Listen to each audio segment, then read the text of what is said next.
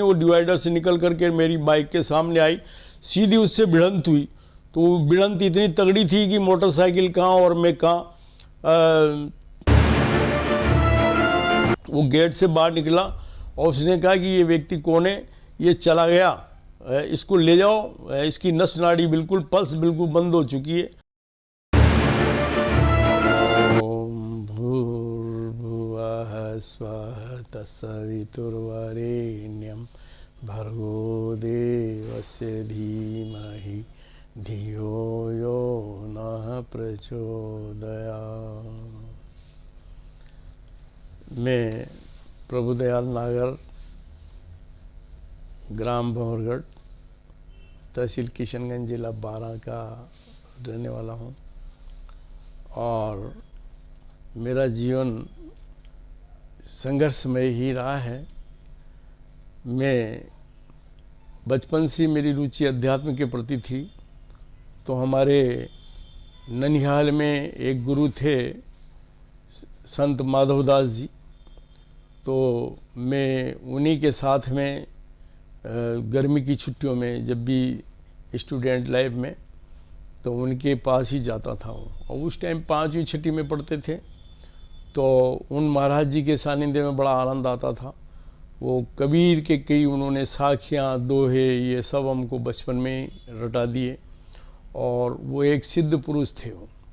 और उन्होंने ही मेरे को 1978 में, वैसे जैसे मेरे MA पास करने के बाद में और B.Ed करने के बाद में 1978 में ही, नवंबर 78 में मेरे अध्यापक के जीवन की शुरुआत हो गई थी।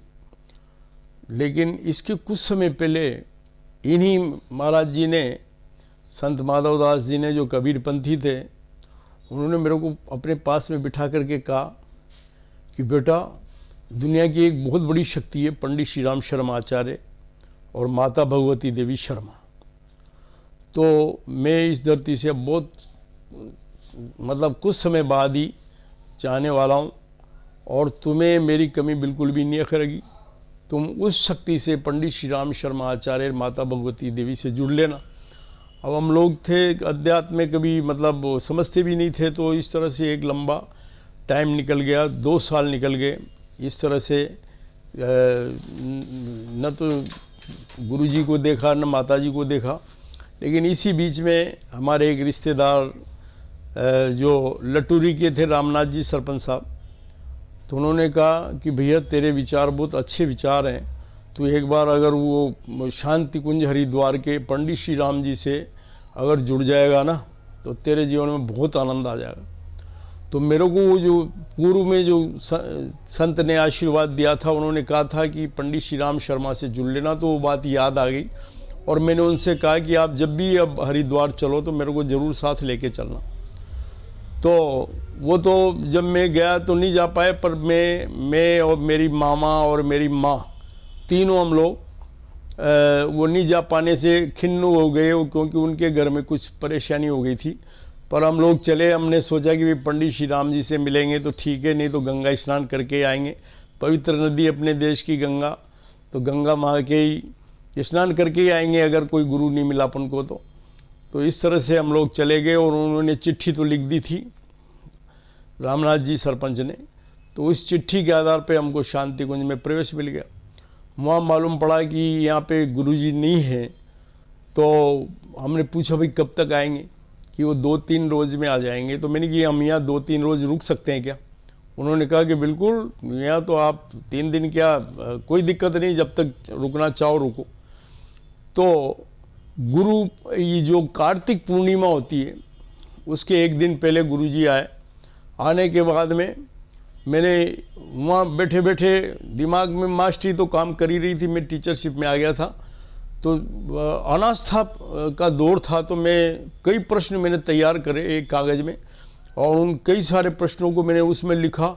लोक क्या है, परलोक क्या है, ईश्वर कौन है, कहाँ है, कैसा है, ऐसी सारी बातें कि अगर इन प्रश्नों का जवाब देंगे तो अपन गुरु बना लेंगे, अन्यथा अपने तो पूर्व में गुरु रहे हैं, उनने जो बताया ज्ञान उसी के ऊपर चलेंगे। तो ये सोच करके और वहाँ पर रुक गए।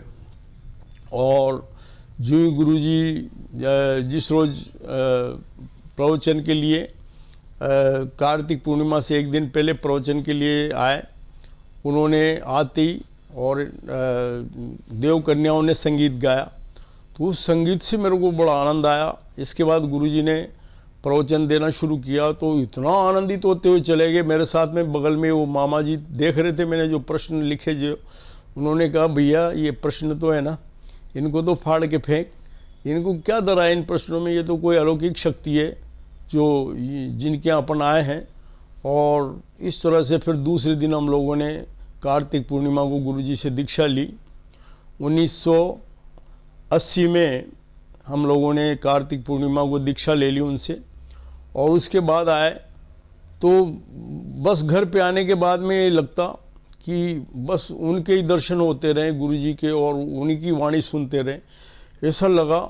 तो मैं थोड़े से दिन घर रह करके और फिर शांति कुंज चला आया अकेला ही, और आकर के और वहाँ फिर नवरात्रा चल रही थी तो ऑटोमेटिक ही मेरे को उस 9 दिन में भागीदारी बनने का अवसर मिला, और उसमें गुरुजी का ज्ञान जो मिला और गुरुजी की जो शक्ति मेरे को पर वो पच नहीं पा रही थी। मैं सोच रहा था कि ऐसा नहीं हो अपन इन साधु बाबा जियों के चक्कर में फंस जाएं, और अपना तो अभी जवानी है, 24 साल का ही था उस टाइम पे।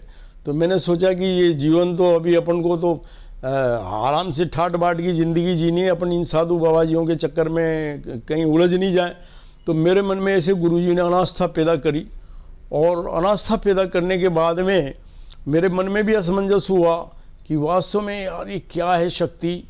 तो इसको जानने के लिए मैं ये छोड़ करके, और सारा काम धाम और नौकरी भी नहीं थी मेरी, पर फिर भी मैं 1 महीने के लिए शांति कुंज आ गया। और वहाँ पे मैं गुरुजी के बाबत में जो भी लोग जाते हैं उनसे पूछता करता, जानकारियाँ लेता, तो मैं इसमें डूबता ही चला गया। और 1 महीने का सत्र 1983 में कल्प साधना सत्र मैंने करा, जनवरी 1983 में कल्प साधना सत्र जो मैंने अटेंड किया। तो उसके बाद फिर जीवन में एक नया परिवर्तन और नया जीवन की शुरुआत हो गई। वो तो वहीं से गई थी जिस दिन गुरुजी मिले, उसी दिन से एकदम से भारी परिवर्तन आ गया मेरे अंदर। पर विश्वास नहीं हो पा रहा था कि इतना जल्दी कहीं अपन है ना जो किसी को अपना गुरु मान बैठे, और जैसे गुरु करा करते हैं शिष्य बना करके, चेले बना करके उनको मोड़ने का काम, तो ऐसे भी नहीं कि अपना गलत रास्ते पे नहीं चले जाएं। तो इस तरह से फिर 1 महीने में रहा, और उस टाइम पे साधना भी की, और इस तरह से वो ज्ञान प्राप्त करा। तो और लोगों से पूछता रहा भाई आप क्यों जुड़े, कैसे जुड़े, आपको क्या मिला। तो ऐसे करते कराते फिर मैं उस आनंद में जनवरी में 83 में डूबता हुआ चला गया। और फिर मैंने फील्ड में भी काम करना शुरू करा। जो अखंड ज्योति मैंने 1982 में पढ़ी, उसको फिर मैंने फैलाना शुरू करा। तो भौरगढ़ से लेकर के और कस्बा थाने तक इतना लंबा मतलब मैंने काम करा इसमें, अखंड ज्योति बांटने का, युग निर्माण पत्रिका बांटने का। तो इस तरह से जो गुरुजी का साहित्य है वास्तव में वो ज़बरदस्त हिला देने वाला साहित्य है, अंतरात्मा को ऊंचा उठाने वाला साहित्य है। तो मैं लगातार इस साइड में, और जो भी लोग इस तरह से कहते, इच्छा प्रकट करते कि यार हमें भी मतलब वो ऐसी जगह पे ले चलो, शांति कुंज ले चलो, तो मैं जब भी शांति कुंज आता मेरे साथ में कम से कम 20-25 लोग शांति कुंज के लिए ज़रूर अपने क्षेत्र से मैं लाता। ऐसे करते कराते और कम से कम 500 लोगों को शांति कुंज में पहुंचाने का मैंने मतलब गुरुजी की प्रेरणा से उनको जोड़ना था, जिन जिन आत्माओं को उन्होंने लगभग क्षेत्र की 500 देवात्माओं को गुरुजी ने जोड़ा। और इस तरह से फिर मैं 84 में चला गया। तो 84 में भी मैंने 1 महीने का सत्र अटेंड करा। अप्रैल 84 में मैं वहाँ पे रहा शांति कुंज में, और मैंने कि मैं संविधान दूंगा। तो फिर मई जून में मेरे को डेगाना गायत्री शक्तिपीठ पे भेज दिया। तो ऐसे 84 से ही मैंने संविधान की प्रक्रिया शुरू कर दी। और मैं वहाँ पे इतना आनंदित रहा क्योंकि वहाँ पे रोज़ाना यही काम था, उठ करके मंदिर की सेवा करना और रोज़ाना खूब योग आसन प्राणायाम करना। इसमें मेरी ठेठ से रुचि थी, मालिश करके दंड बैठक लगाना और इस तरह से। और वहाँ डेगाना में उस टाइम पर इन्हीं गिनी ट्रेनें चलती थी, पर वो दोपहरी के टाइम पे ही चलती थी। तो मैं ज्ञान रथ लेकर के और वहाँ पर जाता तो सब लोग मेरी खिल्ली उड़ाते थे कि अरे यार ये देखो, ये कहता है मैं मास्टर हूँ करके इसे ठेला चलाने का काम करेगा क्या। लेकिन लोगों को तो ठेला दिख रहा था। मेरे को, मैं सोचता था कि अगर एक पुस्तक 1 रुपये की भी मैं किसी को दे आया गुरुजी की, तो उसके जीवन में भारी बदलाव आएगा। तो इस तरह से मैं लगातार वहाँ पे वो ज्ञान रथ को लगातार मई जून की भयंकर गर्मी में डेगाना गायत्री शक्तिपीठ पर मैं निरंतर ये काम करता रहा। और जब विद्यालय खुले तो वास्तव 1 जुलाई को वापस आ गया मैं। तो इस तरह से 84 से इस संविधान में मेरी रुचि थी। और जो स्लाइड प्रोजेक्टर में लेकर के आया वहाँ से, वो 84 में मैं लेकर के आया था, 1984 में। तो उस स्लाइड प्रोजेक्टर को लेकर के गांव-गांव हम लोग जाते, तो गांव-गांव पे उसको दीवारों पर या ऐसे एक सफ़ेद कपड़े पर दिखाते।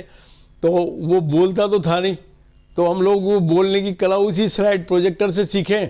उसमें कोई भी वो लगा दिया फोटो, मान लो छुआछूत जाति पाति का है तो एक डंडा लेकर के एक वो ठाकुर साहब किसी वे पानी भरने वाले को पीटने जा रहे हैं, ऐसे वो सीन उसमें देखते करते, तो वो लोगों को मुंह से बताते। और ऐसे करते करते हमारे जितने भी साथी हैं, 3-4 साथी थे अध्यापक लोग, राम किशन जी वैष्णव और इस तरह के लोग, तो वो सारे हम लोग उसी से बोलना सीखे स्लाइड प्रोजेक्टर से। क्योंकि गांव में जाते अब वो तो चित्र ही दिखाता था, बोलता नहीं था। तो इस तरह से गांव में कई लोग हमारे साथ में रहने वाले बोलना सीख गए, और हम लोग भी उन्हीं लोगों में से हैं जो बोलना सीख गए। और बोलना सीखने के बाद तो फिर हम लोगों को और बड़ा मज़ा आने लगा। फिर तो हम लोग मतलब क्षेत्र में भी जहाँ भी जाते तो गुरुजी ने वो दीप यज्ञ की प्रक्रिया आरंभ कर दी थी। तो उस दीप यज्ञ को हम लोग कराने के लिए अगल बगल में जाते। शुरू में है जो टेप रिकॉर्डर के माध्यम से लोगों को सुना देते थे गुरुजी के प्रवचन, फिर बाद में हम लोग उनको सीख गए तो हम लोग अपने मुंह से सुनाने लगे। तो ऐसे गांव-गांव में जाने लगे, ऐसे आसपास के एरिया का सारा मंथन हुआ, ऐसे कई गांव में जाना शुरू करा।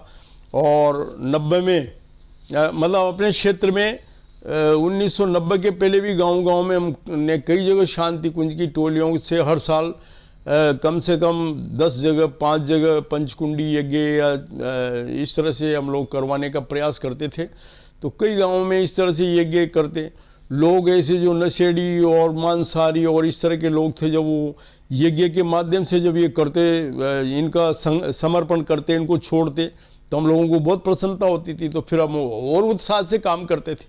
तो इस तरह से फील्ड में लोगों ने कई तरह से मतलब नशे में डूबे रहने वालों ने, मांसाहारी लोगों ने नशा छोड़ा, मांस छोड़ा, तो उससे भी हम लोगों को बड़ा आनंद आया। और जगह जगह इस तरह के कार्यक्रम कराते रहते थे।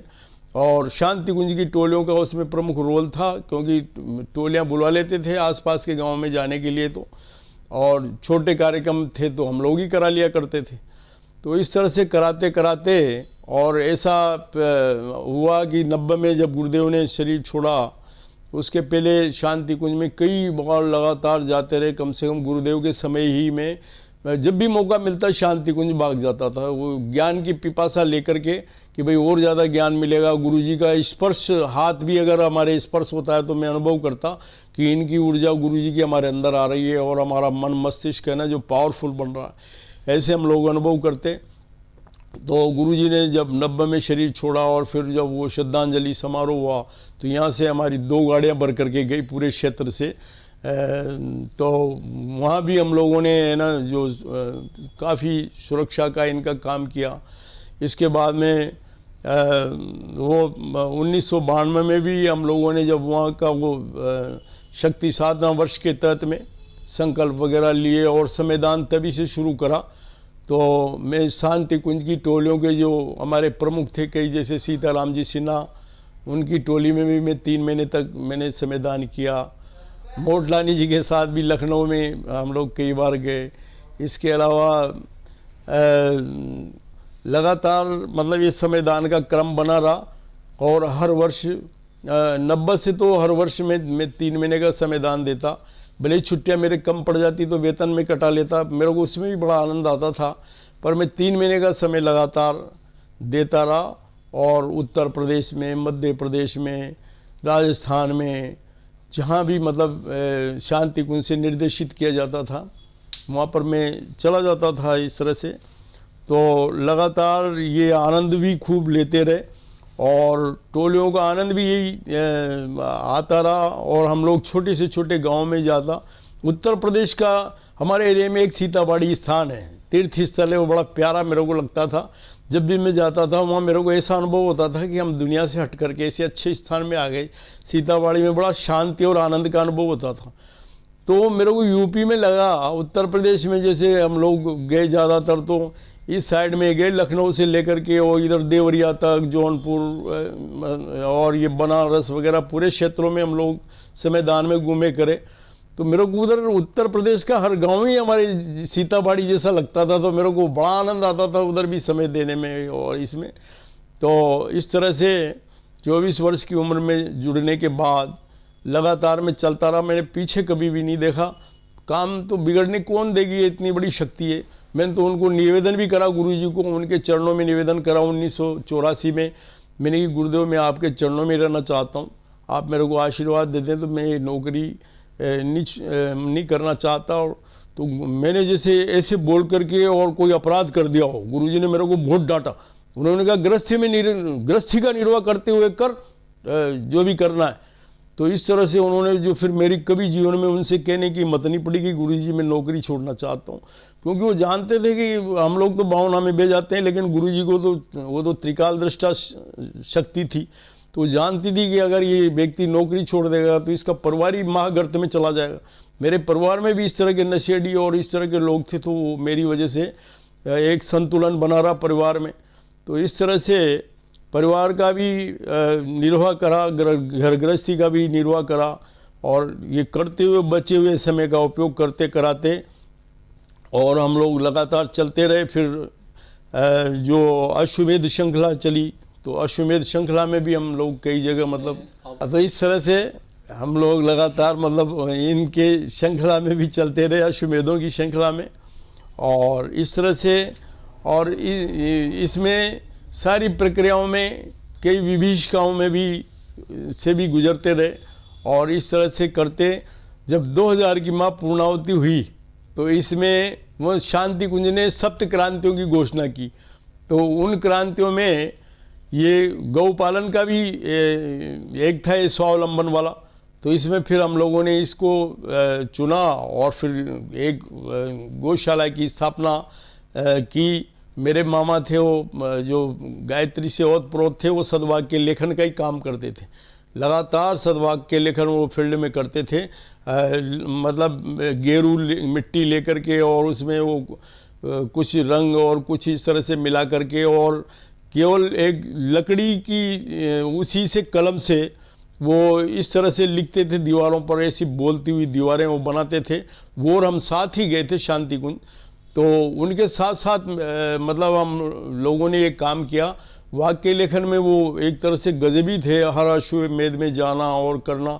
उन्होंने कहा कि मेरी इच्छा ये है कि मैं गौशाला के लिए ना, हमारे पहले वाले गुरु थे कबीर पंथी, उन्होंने कहा था उनसे कि भाई तुम है ना जो गौशाला खुलेगी तब अपनी आधी ज़मीन देना। इतने वर्षों पहले ही वो कह गए थे उनसे। तो उन्होंने 6.5 बीघा ज़मीन दी सन 2001 में अपने सप्त क्रांतियों की घोषणा के बाद। तो फिर 2001 से हम लोगों ने बांसुरी ग्राम में ये स्थापना की गौशाला की। और गौशाला की स्थापना करने के बाद फिर उसको लगातार वहाँ वृक्षारोपण भी, और ये भी अपने गायत्री परिवार के सहयोग से बहुत बड़ा वृक्षारोपण है वहाँ पर। आज की तारीख में सामने वाले क्लोजर में गवर्नमेंट के सहयोग से 1 लाख पेड़ हैं, और इसके अलावा वहाँ पर 1500 वट वृक्ष हैं, पर ये सब गायत्री परिवार के सहयोग से ही हैं। वहाँ पर 1000 गौ माताएँ रहती हैं। तो इस तरह का एक शानदार केंद्र अपना ये बना है यहाँ पर बांसुरी में। और तो लगातार इसको भी करते रहे, मिशन का भी काम करते रहे और गौशालाओं का भी करते रहे। इस बीच में यही है कि नियमित रूप से आना जाना। अब एक रोज़ की बात है कि शाम के टाइम लौटता मैं बाइक से, तो वापस आ रहा था तो हमारा जो ये नेशनल हाईवे है इसमें बीच में डिवाइडर रहता है। उस डिवाइडर में से एक दिन एक भैंस निकली और मैं तो अपनी गति से आ ही रहा था, मेरे को बिल्कुल वो दिखी नहीं। वो डिवाइडर से निकल करके मेरी बाइक के सामने आई, सीधी उससे भिड़ंत हुई। तो भिड़ंत इतनी तगड़ी थी कि मोटरसाइकिल कहाँ और मैं कहाँ। तो इसकी जब घर वालों को सूचना मिली तो मेरे को हॉस्पिटल में एडमिट कराया। तो शाम का टाइम था, संध्या का टाइम था। तो मिशन के गायत्री परिवार के जो लोग हैं डॉक्टर्स और सीनियर लोग गायत्री परिवार के, तो उन सब ने वहाँ वो हॉस्पिटल में इकट्ठे हो गए, डॉक्टर राजावत जी, यादव साहब, गालव साहब वगैरह सब लोग, और भी मिशन के अपने कार्यकर्ता सक्रिय। तो वहाँ इकट्ठे हो गए, सब ने देखा कि भाई ये आज अपने ये कार्यकर्ता का एक्सीडेंट हो गया, तो लोग बाग वहाँ खड़े हुए थे। तो उसमें से जो ऑपरेशन करने वाला जो डॉक्टर था वो गेट से बाहर निकला और उसने कहा कि ये व्यक्ति कौन है, ये चला गया, इसको ले जाओ, इसकी नस नाड़ी बिल्कुल, पल्स बिल्कुल बंद हो चुकी है। तो सब लोगों के एक तरह से मायूसी सी छा गई। डॉक्टर राजावत जी तक ने भी कहा कि यार मेरे जीवन में कभी आंसू नहीं आए, मैं तो डॉक्टर हूँ, जाने कितने आदमियों को मरता देखता था, लेकिन उस दिन मेरे भी आंखों में आंसू आए कि अपने मिशन का एक सक्रिय कार्यकर्ता चला गया।